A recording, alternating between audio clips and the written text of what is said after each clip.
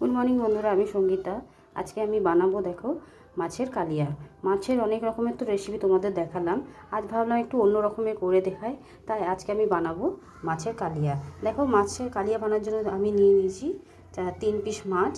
আর দেখো নুন হলুদ আর তেল মাখিয়ে রেখে দিয়েছি। এদিকে নিয়ে নিয়েছি নর্মাল যে প্রতিদিনকার যে মশলা, যেটা সবার ঘরেই থাকে সেই মশলা, হলুদ, জিরে, নুন, তারপর কাশ্মীরি লঙ্কার গুঁড়ো, কাঁচা লঙ্কা আমি একটু পেস্ট নিয়ে নিয়েছি, আদা রসুন, চিনি। এইদিকে নিয়ে নিয়েছি আমি 2 রকমভাবে পেঁয়াজ কেটে নিয়ে নিয়েছি। আর এদিকে পেস্ট করে নিয়ে নিয়েছি। এটা টক দই নিয়ে নিয়েছি 1 বাটি। এটা টমেটোকে আমি পেস্ট করে নিয়েছি, ধনে পাতা আর ফোড়ন দেওয়ার জন্য গরম মশলা, তেজপাতা আর গুঁড়ো গরম মশলা দেবো তাই। এইদিকে দেখো বন্ধুরা, তেলটা আমি গরম হতে দিয়ে দিয়েছি।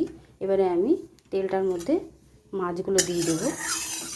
তেলটা আমার খুব ভালো মতন গরম হয়ে গেছে। আমি একে একে মাছগুলোকে দিয়ে দেবো।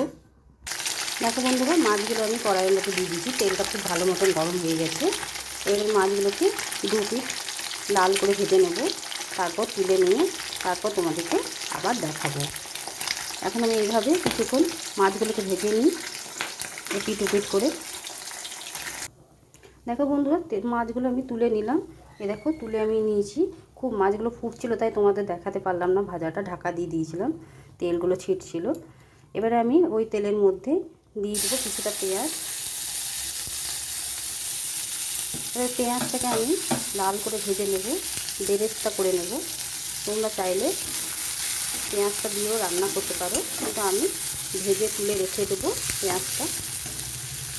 এভাবে আমি কিছুক্ষণ ভেজে নিই, ভেজে লাল করে আমি পেঁয়াজগুলোকে তুলে নেব। দেখো বন্ধুরা, আমি বেরেস্তা ভেজে তুলে নিয়েছি। এবারে আমি ওই তেলের মধ্যে দিয়ে দেব গরম মশলা, তেজপাতা, লং, এলাচ, তেজপাতা, দারচিনি, ফোড়ন দিয়ে দিলাম। এবারে গরম মশলাটাকে আমি একটু ভালো করে ভেজে নেব। গন্ধ বেরোলে আমি দিয়ে দেবো এই তেলের মধ্যে পেঁয়াজ বাটা। পেঁয়াজটা যে আমি পেস্ট করে রেখেছি সেইটা দিয়ে দেব। দেখো বন্ধুরা, মোটামুটিভাবে ভাজা হয়ে গেছে। এবারে আমি দিয়ে দেব পেঁয়াজ পেস্ট করে রেখেছি সেইটা।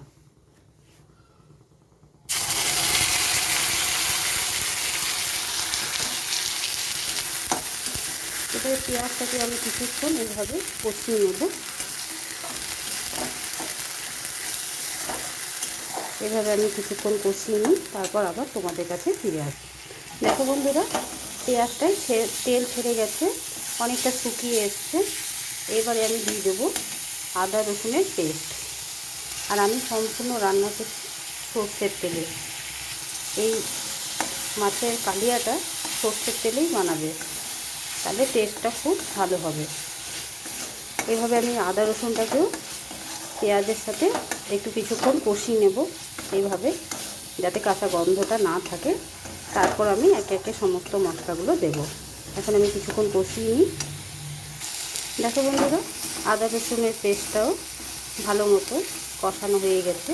এবারে আমি দিয়ে দেবো সমস্ত গুঁড়ো মশলাগুলো, যেগুলো শুকনো রাখা ছিল, জিরে, ধনে, চিনি, হলুদ, নুন, কাশ্মীরি লঙ্কার গুঁড়ো, সমস্ত সব কিছু দিয়ে দিলাম।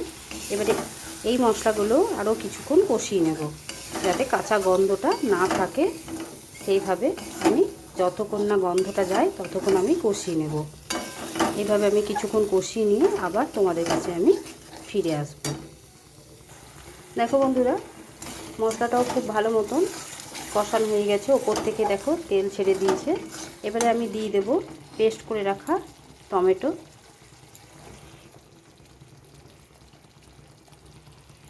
এবারে টমেটোটাকে দিয়ে আমি কিছুক্ষণ কষিয়ে নেব, যাতে টমেটোর কাঁচা গন্ধটা না থাকে। এইভাবে আমি টমেটোটাকে দিয়ে কিছুক্ষণ কষিয়ে নেব। দেখো বন্ধুরা, মশলাটা ভালোভাবে কষানো হয়ে গেছে, টমেটোটাও ভালোভাবে কষানো হয়ে গেছে দেখো, আর দেখতে খুব সুন্দর রং এসছে। এবারে আমি দিয়ে দেব টক দই। আর গ্যাসটাকে আমি সিমে করে দিয়েছি। টক দই দেওয়ার আগে খেয়াল রাখবে যেন গ্যাসটা সিমে করে দেওয়া হয়। এবারে আমি টক দইটা দিয়ে কিছুক্ষণ কষিয়ে নেব। এইভাবে ঠিক একইভাবে কিছুক্ষণ কষিয়ে নেব।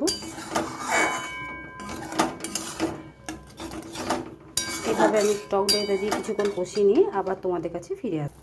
দেখো বন্ধুরা, টক দইটা দিয়েও আমি কিছুক্ষণ নেড়ে চেড়ে নিয়েছি ঢাকা দিয়ে। এবারে আমি দিয়ে দেবো ওই বাটি ধুয়ে সামান্য পরিমাণে জল। যে যেরকম গ্রেভি খাবে সে সেই রকমভাবে গ্রেভির মতন জল লাগবে, ঝোলটা দেবে। আমার মনে হলো এতটুকুই আমার যথেষ্ট, তাই আমি ওই ছোটো বাটির আমি 1 বাটি মতন জল দিলাম, যে বাটিতে আমি দই দিয়েছি। এবারে আমি ভালো মতন একটু ফুটে যেতে দেবো, ফুটে যাওয়ার মতন অপেক্ষা করব, তারপর আমি মাছগুলোকে ছেড়ে দেবো। এবার আমি ঢাকা দিয়ে দেবো, কিছুক্ষণ ফুটে যাক, তারপর তোমাদের কাছে আবার ফিরে আসবো।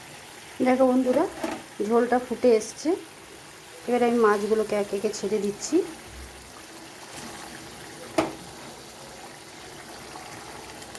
এবার মাছগুলো দিয়ে আমি কিছুক্ষণ ফুটতে দেব। কিছুক্ষণ ফুটে গেলে তারপর আমি যে পেঁয়াজটা ভেজে রেখেছি এই পেঁয়াজটা আমি দিয়ে দেব। এবারে আমি ভেজে রাখা বেরেস্তাগুলো দিয়ে দিলাম।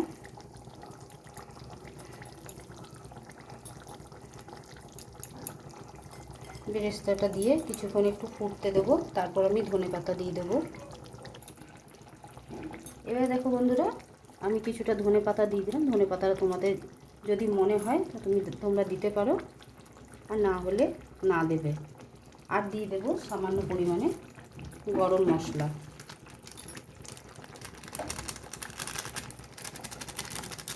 বাস আমার রেসিপিটা কমপ্লিট হয়ে গেল। এবার আমি নামিয়ে পরে তোমাদের দেখাবো। দেখো বন্ধুরা, কাতলা মাছের কালিয়ার রেসিপিটা আমার তৈরি হয়ে গেছে। রেসিপিটা যদি ভালো লেগে থাকে তাহলে ভিডিও থেকে লাইক, শেয়ার এবং চ্যানেলটিকে সাবস্ক্রাইব করে দেবে।